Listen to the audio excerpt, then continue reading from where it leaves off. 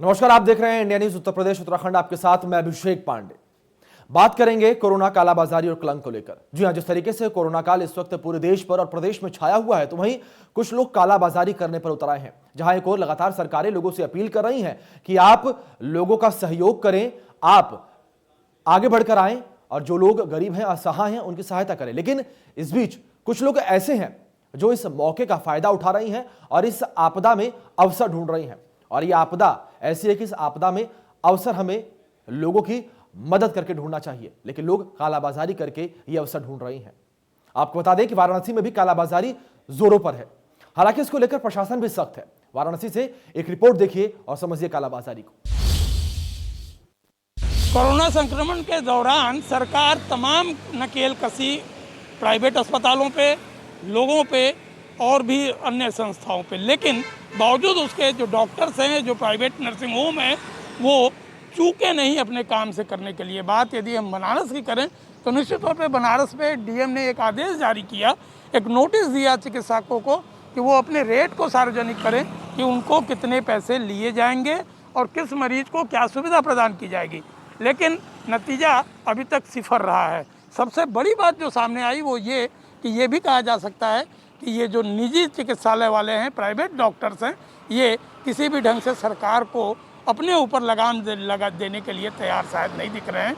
यही कारण है कि तमाम सख्ती और नोटिस के बावजूद न ही वो रेट अपना कम कर रहे हैं और न ही सरकारी जवाब या ये कहा जाए कि प्रशासनिक जवाब देने की जहमत उठा रहे हैं। अभिषेक के साथ संतोष ओझा, इंडिया न्यूज, वाराणसी। तो वहीं प्रयागराज में कालाबाजारी को लेकर प्रशासन सख्त है। इंडिया न्यूज संवाददाता संदीप तिवारी की रिपोर्ट देखिए और आप देखिए प्रयागराज में किस तरीके से कालाबाजारी को रोकने के लिए प्रबंध किए गए हैं। एक तरफ जहां पूरा देश कोरोना महामारी से लड़ने की कोशिश कर रहा है, लोग अपनी जानें गंवा रहे हैं और कई ऐसे स्थान हैं जहां पर स्वास्थ्य व्यवस्थाएं पूरी तरीके से चरमराई हुई हैं, लोगों को सही से इलाज नहीं मिल रहा है, जिस कारण भी उनकी मौतें हो रही। वहीं कुछ ऐसे भी लोग हैं जो आपदा में अवसर तलाश कर ब्लैक मार्केटिंग कर रहे हैं। प्रयागराज में भी ऐसे लोग पकड़े गए हैं। 3 ऐसे लोगों को पुलिस ने गिरफ्तार किया जो रेमडेसिविर 60,000 रुपए के लगभग कीमत पे बेच रहे थे। और वहीं एक ऐसे व्यक्ति को गिरफ्तार किया गया है जिसने ऑक्सीजन कंसंट्रेटर को दोगुने दाम पर बेचने की कोशिश की। फिलहाल ये जो कालाबाजारी करने वाले हैं, इनके खिलाफ सख्त हो चुकी है पुलिस और लगातार इनके खिलाफ कार्रवाई की रही है। लेकिन ये देखने को मिल रहा है कि इनके अंदर से मानवता और इंसानियत लगभग खत्म हो चुकी है। किसी की जान जाए, कोई मरे, इनको इससे कोई मतलब नहीं है। इनको सिर्फ और सिर्फ पैसे कमाने से मतलब है। Sandeep Tiwari, India news, Prayagraj. वहीं कानपुर में कालाबाजारी की सूचना के बाद क्राइम ब्रांच की टीम और रेल बाजार पुलिस की संयुक्त टीम ने 4 अभियुक्तों को गिरफ्तार किया जो रेमडेसिविर इंजेक्शन को 35 से 40 हजार रुपए में बेच रहे थे। इनके पास से 9 रेमडेसिविर इंजेक्शन बरामद भी किए गए हैं। क्राइम ब्रांच टीम द्वारा हैलेट अस्पताल के नर्सिंग स्टाफ के 2 कर्मचारी और 2 अन्य प्राइवेट कर्मियों को रेमडेसिविर इंजेक्शन को ब्लैक करते हुए पकड़ा गया है। इनके द्वारा कोविड के मरीज को दी गई रेमडेसिविर से आधा रेमडेसिविर चोरी कर ब्लैक किए जाने का मामला है। आपको बता दें कि थाना स्वरूपनगर पर अभियोग पंजीकृत कर आवश्यक विधिक कार्रवाई की जा रही है। शासन के आदेश के अनुक्रम में जिलाधिकारी महोदय द्वारा सभी कोविड हॉस्पिटल्स पर एसीएम्स एवं स्टैटिक मजिस्ट्रेट की ड्यूटी लगाई गई है। जो भी वहाँ पे तीमारदार हैं या वहाँ पे पेशेंट हैं, उन्हें अगर किसी भी प्रकार की असुविधा होती है या कोई परेशानी होती है तो वो लोग मजिस्ट्रेट्स को अवगत कराते हैं। कल फैमिली हॉस्पिटल जो कि कोविड एम्पैनल हॉस्पिटल है, वहाँ पर कुछ ओवर चार्जिंग की शिकायत को लेकर ACM 1 और एक गवर्नमेंट डॉक्टर ने इंक्वायरी की थी। उसमें उनको नोटिस भी जारी किया गया था कि ओवर चार्जिंग कर रहे हैं और बिलिंग का था 7 दिनों में लगभग 3.5 लाख का बिल था, जो कि शासन की नियत निर्देशों से अभिन्न था। कोई भी सेटिस्फैक्ट्री उत्तर न मिल पाने के कारण आज ACM 1 ने वहाँ पर फैमिली हॉस्पिटल के विरुद्ध FIR दर्ज कराया है। और यह अत्यंत दुखद है कि इस तरह की विपरीत परिस्थिति में भी कुछ लोग या कुछ हॉस्पिटल्स ओवर चार्जिंग कर रहे हैं। आज दिनांक 30 अप्रैल को क्राइम ब्रांच की पुलिस को सूचना मिली कि कुछ लोग 30-35 हज़ार में रेमडेसिविर का इंजेक्शन ब्लैक मार्केटिंग करते हुए बेच रहे हैं। जब ये सूचना मिली तो पुलिस ने एक ट्रैप रचा और खरीदार बनकर जो बेचने वाले थे इनसे संपर्क किया। इसमें पुलिस को एक जानकारी मिली कि हैलेट अस्पताल से जो नर्सिंग स्टाफ है, इसमें से 2 व्यक्ति वहाँ जो पेशेंट के लिए गवर्नमेंट की तरफ से रेमडेसिविर इंजेक्शन आता है, इसके हर इंजेक्शन के 2 भाग वो कर रहे थे। एक भाग जिसमें आधा इंजेक्शन होता था वो पेशेंट को दिया जाता था, जिसके नाम पर वो ड्रॉ किया जाता था, और आधा इंजेक्शन उसको ब्लैक मार्केटिंग में बेचते थे। वहीं आपको बता दें कि कालाबाजारी के मामले गाजियाबाद में भी लगातार सामने आ रहे हैं। गाजियाबाद से हमारे सहयोगी की रिपोर्ट देखिए आप। इस कोविड महामारी के समय जनपद गाजियाबाद में रेमडेसिविर एंटीवायरल इंजेक्शन की कालाबाजारी की कुछ सूचनाएं मिल रही थी, जिसके फलस्वरूप जनपद के उप महानिरीक्षक ने इसमें टीमें गठित करी थी। आज इसमें हमारे कोतवाली थाना एवं स्वाट टीम ने एक सफलता हासिल करी है, जिसमें 3 अभियुक्तों को लगभग 70 वायल रेमडेसिविर इंजेक्शन एवं 2 वायल टोसिलुजुमैब इंजेक्शन के साथ पकड़ा गया है। छापा मारने के दौरान वहाँ पर कई अनियमितताएं हमको दिखी, जैसे कि प्रॉपर रिकॉर्ड मेंटेन नहीं था। किसी पेशेंट को रेमडेसिविर पर्चों में नहीं लिखी है, लेकिन उसको लगाई गई है, और जिसको लिखी है उसको बाहर से लाने के लिए बोला गया है। तो इन सब चीज़ों का संज्ञान लिया गया और एक विस्तृत रिपोर्ट इस पर तैयार की जाएगी।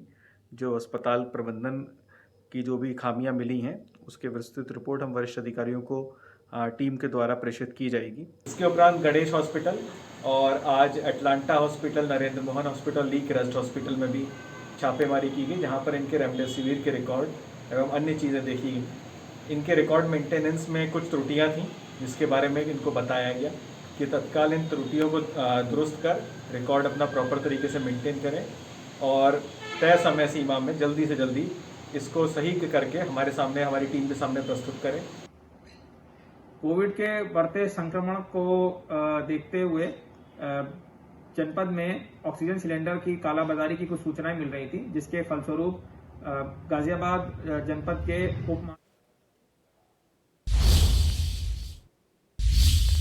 ताजनगरी आगरा का गुब्बारा दवा मार्केट प्रदेश का ही नहीं बल्कि कई प्रदेशों में जाना जाता है। आपको बता दें कि जहां से लगातार अवैध और प्रतिबंधित दवाओं का काला कारोबार होता है।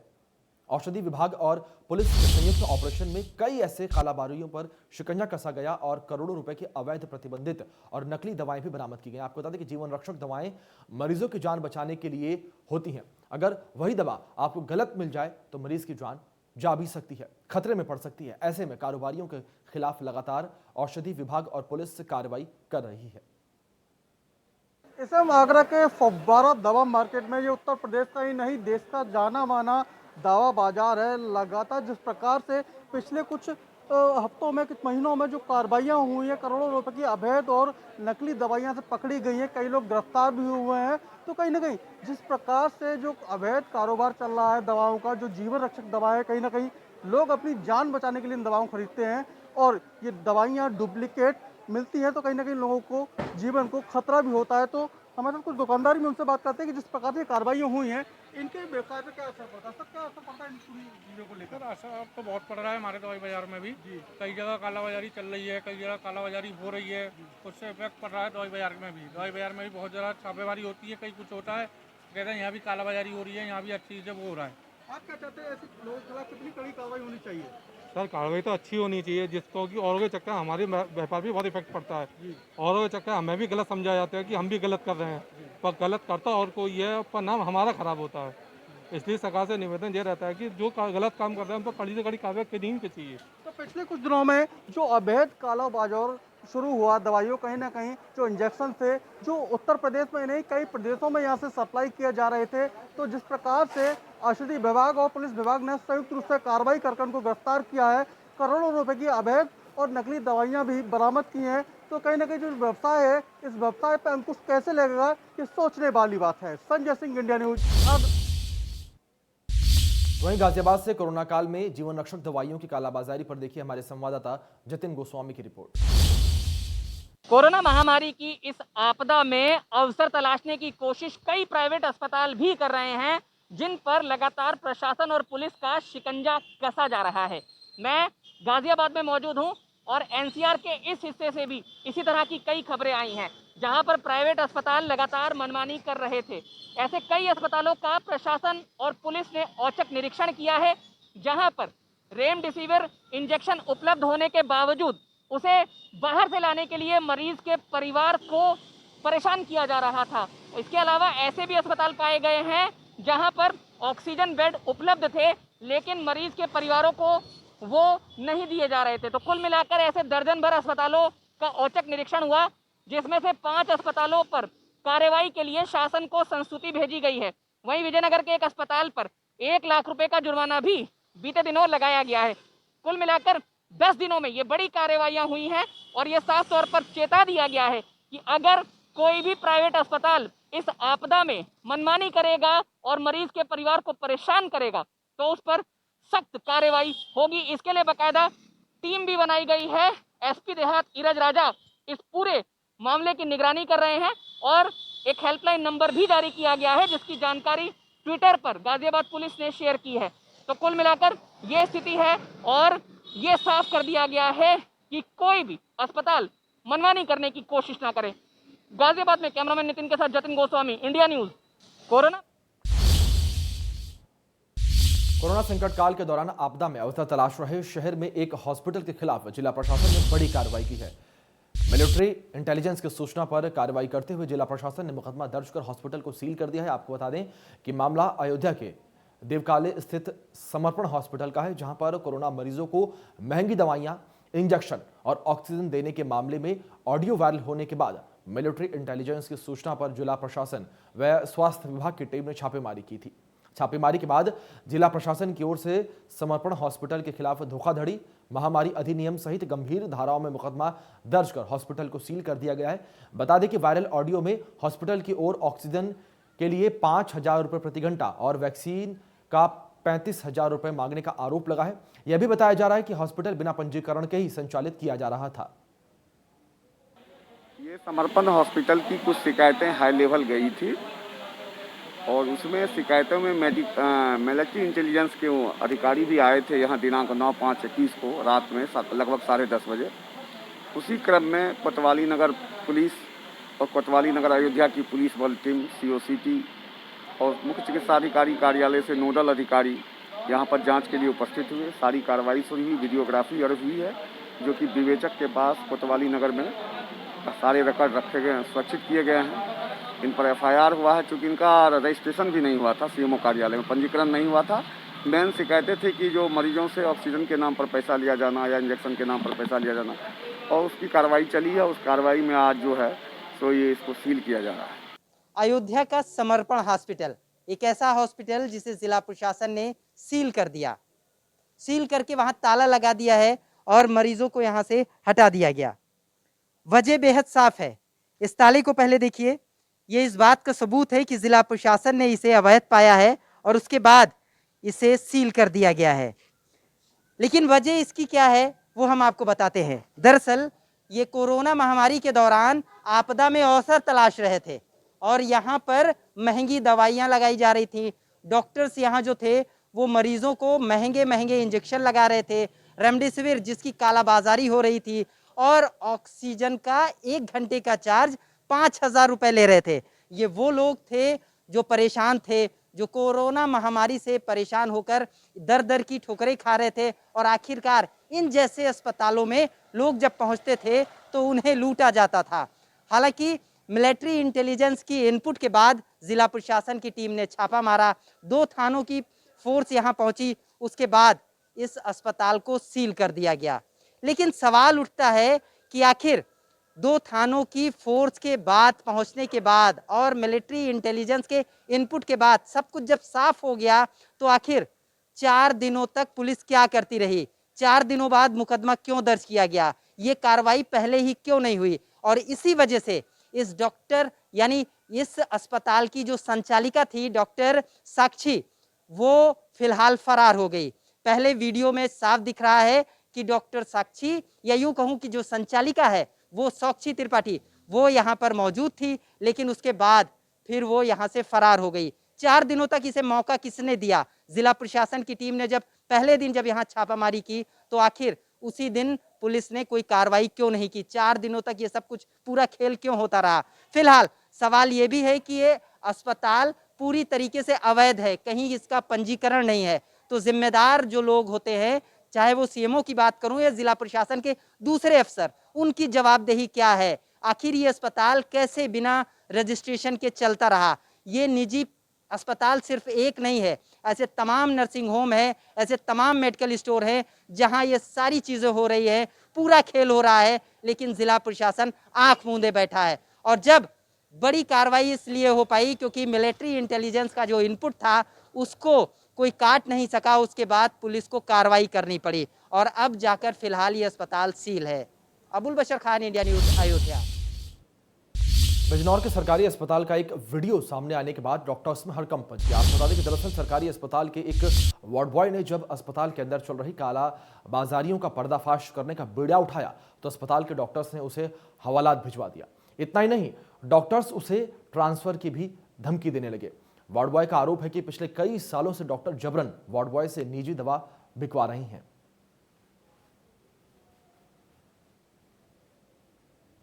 जी, क्या नाम है आपका? मेरा नाम सूरजपाल सिंह। जी, कहाँ पर तैनात हैं आप? मैं प्राथमिक स्वास्थ्य केंद्र कोतवाली देहात में वार्ड बॉय के पद पर तैनात हूँ। क्या घटना घटी आपके साथ? परसों की बात है, डॉक्टर प्रमोद जी ने मुझसे कुछ काम अवैध करा रहे थे, जैसे कि दवाई वगैरह है।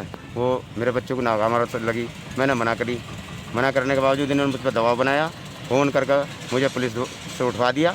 मैं रात भर थाने में बैठा रहा, मेरी एक नहीं सुनी किसी ने। बड़ी मुश्किल से, मैं हार्ट पेशेंट हूँ, शुगर पेशेंट हूँ, हैं। मुझे दबाव बना रहे हैं, मेरा ट्रांसफ़र करने की धमकी दे रहे हैं कि तू अगर ये काम नहीं करेगा, मेरी दवाई भी नहीं बेचेगा BC की, तो मैं तेरा ट्रांसफ़र कर दूंगा नहीं कर रहा हूँ। दवाई कैसी है वे? वो पीलिया की दवाई होती है, हेपेटाइटिस B/C बायोलिप्सा लीवर की। क्या वो सरकारी दवाई है? नहीं, सरकारी नहीं है जी, प्राइवेट आती है वो मेरठ से। तो प्राइवेट अस्पताल, सरकारी अस्पताल में प्राइवेट दवाइयों का इस्तेमाल हो रहा है? हाँ जी, लगभग 2-2.5 साल से ये ऐसे काम करते हैं। एल्बुमिन मंगाते हैं, वो लगवाते हैं मरीजों को, और हेपेटाइटिस B और C की दवाई मंगवाते हैं, वो बिकवाते हैं। उनके जो रेट बहुत हाई फाई हैं, लेकिन जो जिस वो आती है 3,000 की, 2,800 की, 3,100 की, ये उसकी पहले 9,000 की बेचते थे, अब 7,000 की बिकी, अब फिर 5,000 की बेचने लगे हैं। किसी को 4,500 की दिलवा देते हैं। तो वहीं भदोही में क्राइम ब्रांच और कोतवाली की संयुक्त टीम ने ऑक्सीजन गैस सिलेंडर की कालाबाजारी करने वाले 2 लोगों को गिरफ्तार किया। आपको बता दें कि पुलिस ने इनके पास से 9 ऑक्सीजन जंबो सिलेंडर और अन्य सामान बरामद किए हैं। L2 हॉस्पिटल में ऑक्सीजन की सप्लाई देने वाले ठेकेदार और उसके भाई के द्वारा ऑक्सीजन सिलेंडर की कालाबाजारी की जा रही थी। बताया जाता है कि 6,000 से 15,000 तक की कीमत में ये सिलेंडर बेच रहे थे। पुलिस ने पकड़े गए श्याम गुप्ता और सुग्रीव से 9 जंबो ऑक्सीजन सिलेंडर, जिसमें से 6 खाली और 3 भरे हुए सिलेंडर बरामद किए हैं। साथ ही कई उपकरण और 10,920 रुपए बरामद किए हैं।